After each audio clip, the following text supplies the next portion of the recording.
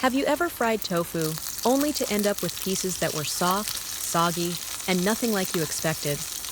Instead of developing a beautiful golden, crispy crust, the tofu quickly loses its crunch, while the inside becomes dry or chewy. Today, I'll share a few simple tips to help you fry tofu to perfection. Crispy and golden on the outside, soft and fluffy on the inside, with a crust that stays crispy much longer, even after it has cooled. Let's get started. First, prepare as much tofu as you want to cook. Since this block of tofu is quite large, cut it in half first. Then cut each half into 2 long strips. Now place all of the tofu on several layers of paper towels. Fresh tofu contains a lot of moisture. If you fry it right away, that excess moisture will cause the oil to splatter and make it much harder for the tofu to develop a crispy crust. It will also lose its crispness much more quickly after frying. Place another layer of paper towels on top, then gently press down. There's no need to press too hard. Simply let the paper towels slowly absorb the excess moisture from the surface. You'll notice the paper towels quickly become damp. That's the excess moisture that, if left in the tofu, would prevent it from developing a crispy crust. The drier the tofu is, the faster its surface will seal when it hits the hot oil, creating a beautiful golden color and a much crispier exterior. Once you've removed the excess moisture, cut each strip into bite-sized cubes. Try not to cut the pieces too small. Small pieces lose moisture much more quickly during frying, which can leave the inside dry and tough. Pieces about this size will keep the center soft and tender while allowing the outside to puff up into a wonderfully crispy crust. Next, preheat the pan. This is a very simple step, but it's one that many people often overlook. Once the pan is thoroughly heated, add a small amount of cooking oil and gently swirl the pan so the oil coats the entire surface. This thin layer of oil creates a natural non-stick coating, helping prevent the tofu from sticking to the pan or breaking apart when you flip it. This trick also works wonderfully for frying many other foods.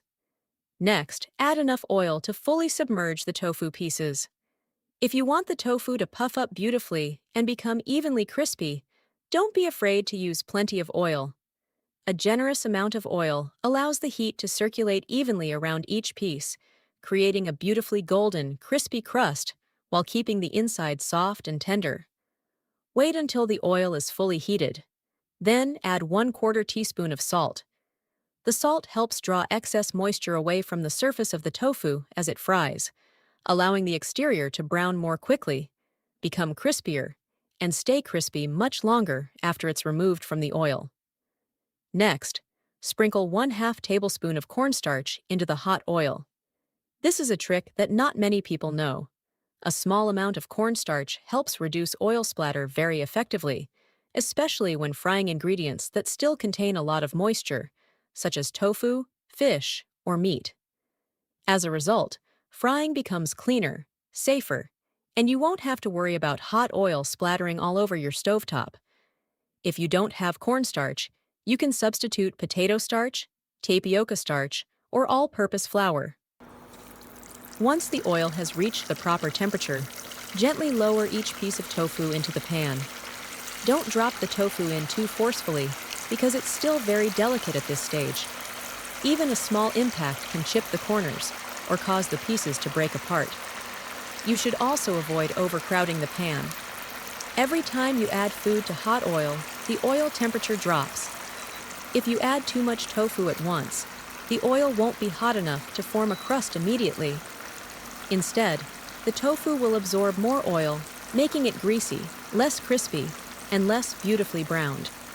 For the best results, fry the tofu in small batches so the oil temperature remains consistent. During the first fry, keep the heat at medium-high. Don't be tempted to stir or flip the tofu immediately after adding it to the pan. At this stage, the surface is still very delicate. Moving it too soon can easily cause the tofu to break apart or lose its shape.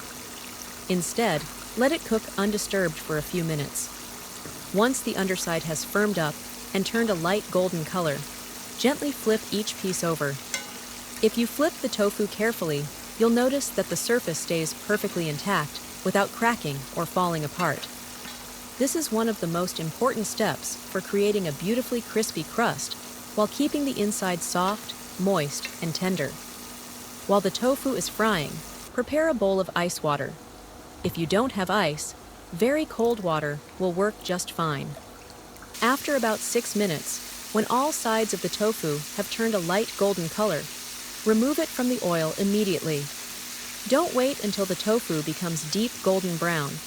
The purpose of the first fry is simply to set the crust and help the tofu hold its shape. As soon as you remove it from the oil, transfer all of the tofu into the bowl of cold water.